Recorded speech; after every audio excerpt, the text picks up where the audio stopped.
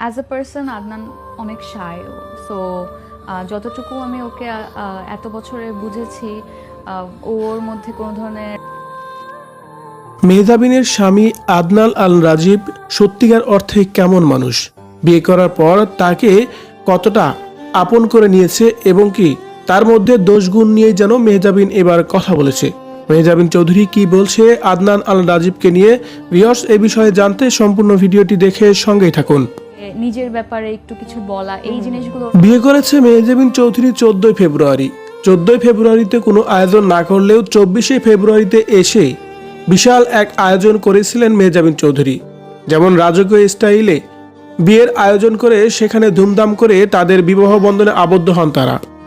তাদের সেই সব ভিডিও এবং কি ফটো এখন সোশ্যাল মিডিয়ায় ভাইরাল। তারা কখন কি করছে না করছে সবকিছুই যেন রীতিমতোই সোশ্যাল মিডিয়ায় দেখাই যাচ্ছে। তবে মেহজাবিন চৌধুরীর স্বামী রাজীব আসলে কেমন, মেহজাবিনের মুখেই যেন এবার শোনা গেল তার স্বামী আদনান সম্পর্কে। মেহজাবিনের ভাষ্যমতে আদনান আল রাজীব অসাধারণ একজন মানুষ।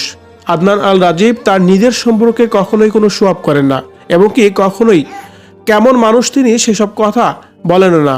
অনেক সেন্সিটিভ এবং কি কেয়ারফুল একজন মানুষ।